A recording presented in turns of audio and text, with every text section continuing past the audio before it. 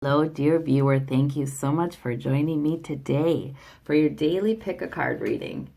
I want you to choose the stone that really calls to you, that really your gut likes it. I don't know if your eyes like it, but your gut likes it.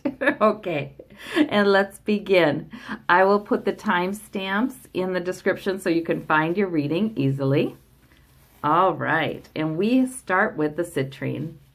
So this is citrine, which is all about manifestation of transferring your dreams into reality, energizing, stimulating the intellect. I'm learning all about these crystals, and it's a lot of fun.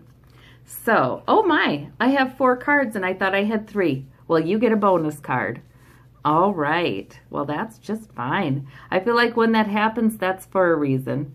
All right, so those of you who picked the citrine stone this morning, we have the 4 of Swords, we have the Fool card, which is your major arcana, so that one's the dominant. We have the 4 of Wands, and we have the 6 of Swords. Look at this. You may have been feeling like you need a little bit of a retreat with that 4 of Swords, a little bit of rest. You may even be feeling like something's been kind of difficult emotionally or mentally. I mean, these are swords on these two. So this may be about thoughts, could be about thoughts, could be about beliefs, could be about things you've been learning that are not easy, always well worth it. You know, the 6 of Swords is all about taking our lessons over to calmer shores with the turbulence behind us. You know, always well worth it, but not easy. In fact, it might have been so much that it kind of has you a little bit down or sick or feeling kind of tired, worn out. But look at this, what's in the middle here. This is about the Fool card. So the Fool is this lovely energy of new beginnings, this lovely enticement to be hopeful and to walk on out in faith. And we've got the 4 of Wands, which is all about a lovely event or improvement in your joy in your home, you know, improvement in the atmosphere, improvement in, a lot of times it has to do with somebody else too, like in your family or some, you know, your people, you know, improvement in that kind of interaction and atmosphere. So it looks like you are indeed taking your swords, your lessons, the things you've been learning and working on into a much better future here, and quickly with the Fool card and this 4 of Wands. This is saying don't be afraid to rest. It's okay. All things have their season. You know, and even if we go through a time that's been a little bit difficult, we've been learning a lot, we've been thinking a lot, that's a season. And it does give way to this kind of season. So I think that's the message there. A message of encouragement and understanding that those seasons of growth are extremely important for our future. Okay, for those of you who chose the Aventurine, and this is the lucky stone for good luck, confidence. Whoops. Okay, so we've got the 5 of Swords, the Ace of Cups, and the 5 of Coins. Interesting, you've got 5s. Day of change. That means this is a more dynamic kind of day, not so much a settling in kind of day. And the 5 of Coins suggests to me you're feeling some sort of lack, and I don't know what that is. You know, the 5s are, well, they're transient energy because they're not stable. They're an odd number, right? So they are a transient energy, but they can come up, I feel like the 5s can come up to represent what's going on for us emotionally, whether it's true or not. You know what I mean? Like we may feel a lack even if there is no real lack, you know? Like these people are just about to go into the church where there's warmth and there's comfort and there's food and there's, you know, they're just about to go in, but they're not there yet. Once in a while, this card can be prolonging your misery kind of thing. But you know what? These are not major arcana, so I wouldn't think this is a huge issue for you today, but there's something where it's the mindset. It's sort of the mindset where for some reason there's some lack for you that makes you feel less like you don't have enough.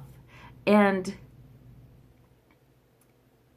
perhaps you could come into the solution, the remedy, the change in perspective, it may be, but you could come into the solution, but you have to take the victory. See, this is a victory card, so that's awful nice, right?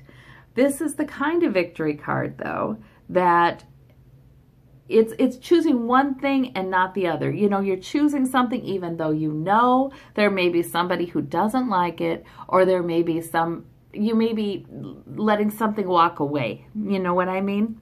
So, but it is a victory card. So I think this is about perhaps your misery has been prolonged a bit. And like I say, a bit, because this is no major arcana, a bit. Partly because you've hesitated to take the victory. And sometimes taking the victory means, making that decision, and I'm cutting away this and I'm choosing that. It's that kind of thing, but it's a good thing. So there may be a moment today where you experience that tension, and it's time to just cut away what's not working for you today and go with what is. And the Ace of Cups suggests to me that Spirit's even offering you a wonderful peak emotional experience with this. Spirit is trying to help you out, trying to say, follow your heart, because, the cups are about our emotions and heart. So you've got this kind of opportunity being given to you. I think the advice is to take the victory, and we don't need to prolong anything that has us feeling in lack or a shut out or anything like that. All right. Yes, for a few of you, I have to mention this. Sometimes this is financial worries. For a few of you, this is about taking the victory, meaning you're going to go ahead and make a plan, swords are plans, to be victorious financially. So some of you, it's about that. And the overflowing emotion would be relief. Yay, I have a plan. It'll be good. So once in a while, I feel the need to give you two little readings, because the cards are so wonderfully complex that they could be either. For those of you who chose the rose quartz, which is all about love, unconditional love, tenderness, healing, we have the Hermit, we have the Six of Wands, and we have the Three of Swords, another victory card. My gosh. Okay. And another mixed kind of thing. All right, so the Hermit is your major arcana. That's telling me your answer today is spiritual. So the Hermit is usually coming up when he has a message for us. Someone from the other side has a message for us. It's a good time to meditate. It's a good time to journal. It's a good time to check in a lot throughout the day. It's a good time to, be aware that it may be coming. We don't have to strive for it. We don't have to push for it. Just being in the flow and receiving, trying to do more of that, because we may have something that really gives us a breakthrough with an area of our life, something that's been a repeated source of heartache for us. We don't like it. This is not, I always say, this is not a fresh wound. There's no blood dripping. These are old things that, old hurts, right? Old patterns that usually they're a lot about thought, because those are swords. So they may not even be alive in our life right now. It's just thoughts that are causing us some pain. And the Hermit is wonderful at letting us see the truth, bringing in a new perspective, bringing in a perspective that challenges our belief that we must feel sad about these things. Why? Why must we? So much of our misery is caused by our belief that, and it's a collective belief, we maybe all agree, people should feel sad about this. Well, and why? And why? Sometimes it's about grief. People can have a real transformation in their grief when they grow spiritually and realize their loved ones are always with them and they can talk to them, they can interact with them even. You know, not in the same way as when they were here, but there is a larger connection and an eternity to each soul. So sometimes the hermit brings us a completely different perspective on a loss or a repeated heartache or repeated trouble, and it just is immediately transformed, and it's not something that causes us pain anymore. So today's a good day to consider any area of your life that's like that, because victory with the Six of Wands is right around the corner with that. That would be a tremendous victory. Sometimes it's like, don't you feel like, well, the more I'm doing this kind of work, the more I feel like there's the seen world and then there's the unseen world. And this man being applauded and being called a victor and all these people around him happy for him, they may be spirits. You know, they may be spirits. Sometimes I feel like if we could see and know the way they are cheering us on and their love for us and their pride in us and them, you know, the things we do every day that we don't think are any kind of big deal, or the accomplishments we've had in life that we think are meh, well, whatever, everybody does that.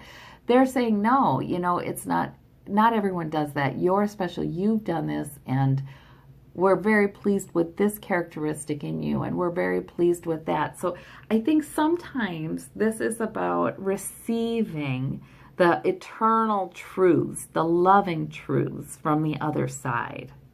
And then there's a wonderful moment of victory. So I think you're encouraged to do that. Either you've been thinking about something that brings you pain, a loss or a regret or something, or you've been self-critical and thinking about that, and that kind of comes and visits you. This is saying, please see yourself the way we see you, and please understand that whatever you think you've lost is not gone. Whatever you think you regret is an illusion. You know, we learn from everything. And we came to this earth to learn. We came here to learn on this plane.